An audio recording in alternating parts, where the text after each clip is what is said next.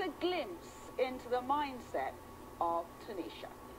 Almost 3 years ago, I decided to move from Chicago to Iowa to escape the black community. I decided the lifestyle of the white community in Iowa was the way I wanted to live. I don't care for the black race. I think the white race is more educated, civilized, and sophisticated. I'm embarrassed to be black. I want the white race to embrace me and treat me as if I was white, because I think and I act white. My family thinks that I should be ashamed of myself because I think and I act white, but I'm not going to be who they want me to be.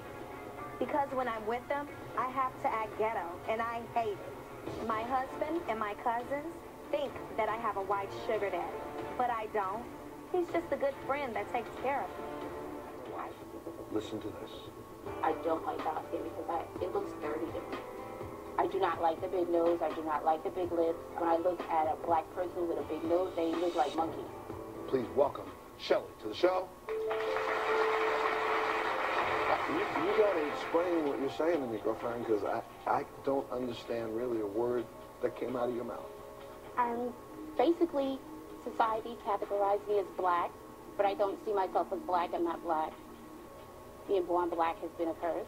If we are the same shade, then that means you're calling yourself dirty. No, I'm not dirty. This is really a trip to me. I'm sorry. Y'all gotta understand, I'm having a meltdown inside my head right now. But I'm trying my best to deal with this the right way. See, I personally look at you, I look at me, and don't think that we're that much darker or lighter than her, do you? No. But we are dirty. You and I look like monkeys. And not only do we look like monkeys, but I'm stupid. I'm ignorant. I know right now, through what you're saying, that you are not well in your head. Well, I'm going to tell you right now, your opinion doesn't matter because you're black. What you should have did was bleach your skin, and you should have lost your weight and ironed your nappy hair before you come on national TV like that. Next.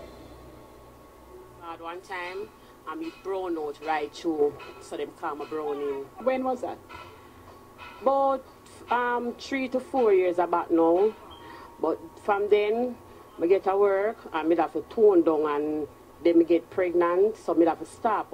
Because the chemical, you know, it will hurt the baby. So from them time, I stop. But since I have baby now, I just rub my body, but I just use granola and tone. Some people bleach and it's nice. You have certain girls that have low complexion and them do bleach, but it's not like bleach, it's tone. Tone up them skin.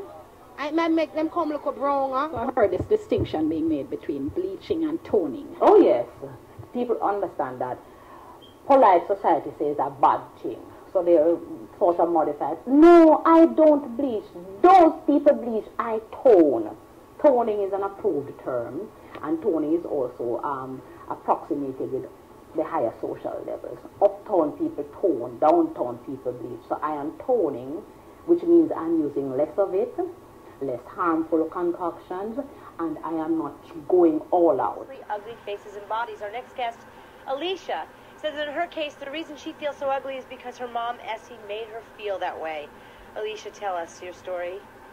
Actually, all my life I felt ugly because of my dark complexion. When I was younger, my mom would make differences between my sister and I. She would dress us in outfits that were similar and alike, but she would comment on how pretty or nice she looked, but I never got the same comment. And also in school, when we were referred to, we would both get in trouble. And when I get in trouble, she get in trouble too. They would refer to me as the dark one instead of the light one.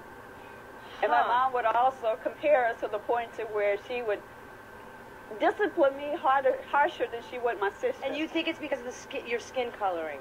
Well, yeah, she would make comments on the fact that I reminded her of my dad. My dad was dark complected too, and she disliked him and took it out on me to the point and said she, you know, disliked me because I look like my dad. Well, now that you're a grown woman, can you see a beautiful woman when you look in the mirror?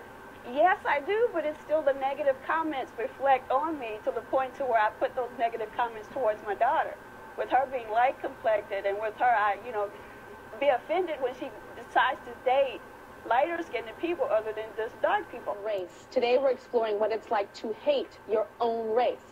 My next guest is a black man who hates his appearance so much that he is desperate to change his race. Lawrence is a 21-year-old African American. who has never been happy in his own skin. Being born black is the worst thing that's ever happened to me, and I really think it's ruined my life. When I look at black people, I honestly see, like, ugliness. I see a wide nose, big lips. I just do not like my race. Growing up was very hard for me because I didn't really identify with the black people in my community. But then on the other hand, the white people couldn't really identify with me, so I didn't really fit in anywhere. It's almost a curse to be black and dark skinned. I think if I were white, everything would be okay. I would not hate myself, and I'd feel a lot better about myself, and all my problems would go away. So Lawrence, you hate yourself? Yes. Do you hate other black people too? Yes. Why do you hate black people? I think it's oppressing, the black race. I think the way we as a whole carry ourselves, the way we're predicted, it's a curse to be black. It's a curse to be black? Yes. So I'm sitting here just cursed to damnation? Not you. I would consider you in the other category. I'm an other? Yes. Like me, in a different category. So we're others? Yes. You say that you're a white man trying. When I wake up in the morning, I hate what I see. I just feel I'm black on the outside, black on the outside, not on the inside. I often wish I was white on the outside as well as the inside.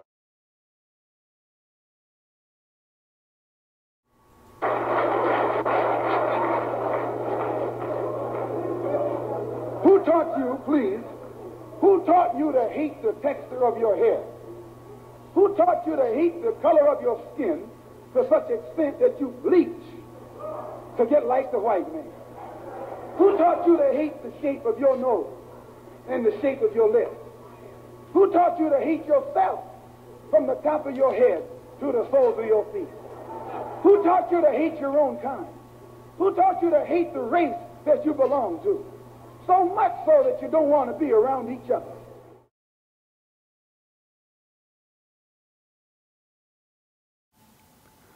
Let me start by saying I'm not an advocate of hate, regardless what race someone is, but in order for our people, blacks, Hispanics, and Native Americans to unify, there are certain issues that need to be addressed from within, which is the purpose of this video.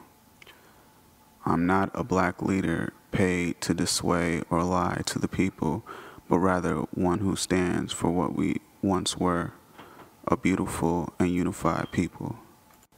Know for certain, no matter how dark you are, or light-skinned, or caramel-complected, I think Hebrew women, my sisters, blacks, Hispanics, and Native women are the most beautiful women in the world. The problem is that with tactics like Willie Lynch and other medias, you're constantly being mind-fucked to think and view things a certain way, whether it's by music or movies, etc. Your judgments and views are being shifted to fit in and learn the ways of the world, which are corrupt and wicked. Movies and music that idolize and give praise to white men as the hero on a subconscious level will make you treat white men in the same light. Even the image of celebrities you post on your walls, like Marilyn Monroe, while your Hebrew brothers in many cases are put to shame. Their goal is to destroy the positive image of black men, and by doing so, you internalize this subconsciously and treat them as such.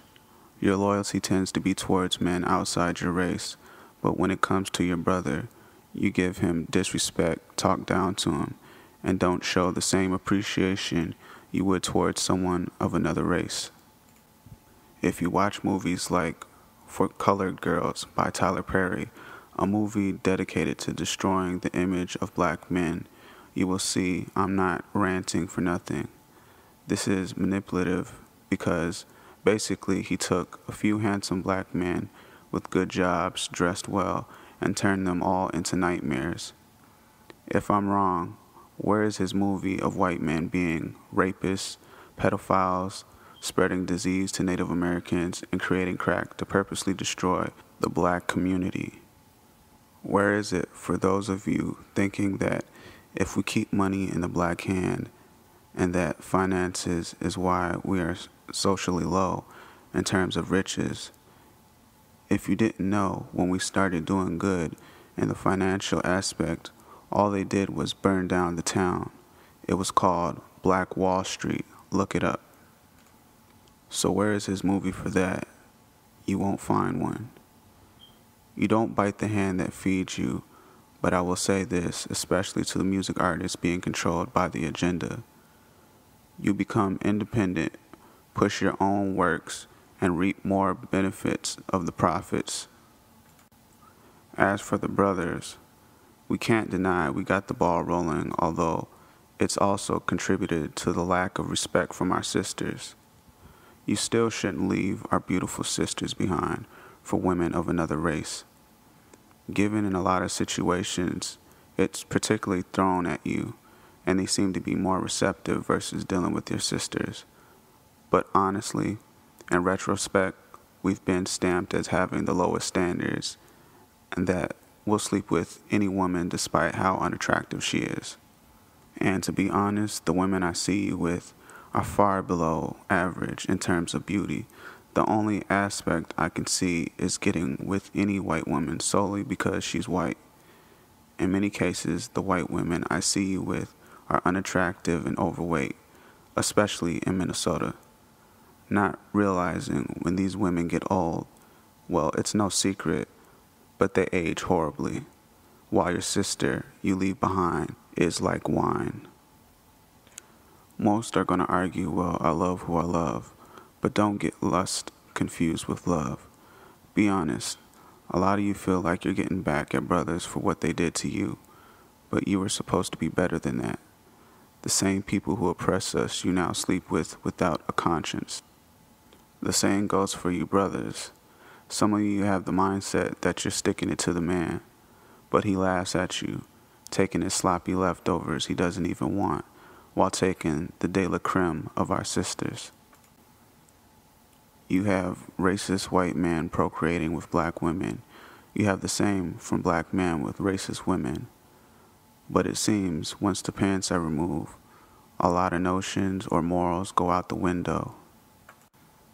If you have a white boyfriend who, when he gets mad, calls you a nigger, do you really need to be told whether or not you should be with him? I've actually heard this before.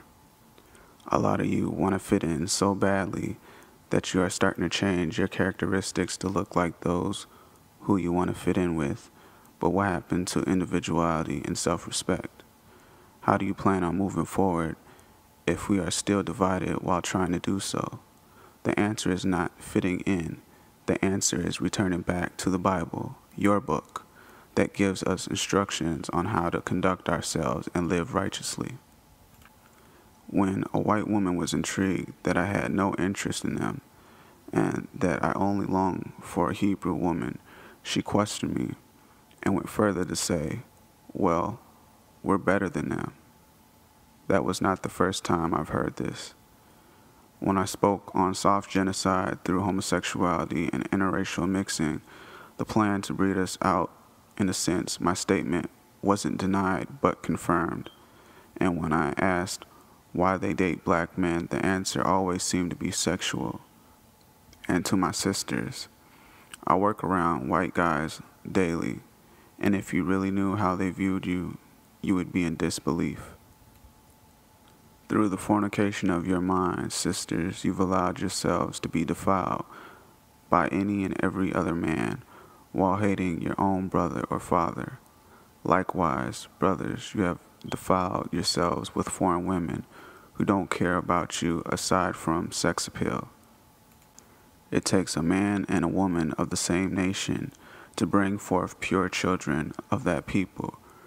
Remember, the seed comes from the man, and it is thus of that lineage, although they may take on either parent's features. If you plant an apple in Japan and an apple in America, it is still an apple. The seed is still from one tree, that being the Father. In essence, you bring forth men or women of the men you have children with. You destroy a people by destroying their ability to reproduce. You do that by eliminating the man. They continue to try to do so by brainwash through movies, music, drugs, homosexuality, interracial mixing, and so on. The point of this discussion is to make you aware of what's going on presently. ultimately unifying the relationship between Hebrew men and women, and coming back to Yahuwah, our Heavenly Father. This is progression, but until we do so, things will continue as they are until the time is completed in Babylon. This is not about hate. I don't advise you to hate any race of people. This is not about skin complexion. This extends to anyone outside the nation of your people. It's about awareness of what's presently taking place and making a change for the better. Last note, stop with the skin bleaching. Stop with the color contacts. Stop with the blonding. Stop trying to be somebody you're not. Be natural. Be dark skinned. Be light skinned. Be brown skinned. Show your natural, beautiful eyes and be beautiful you.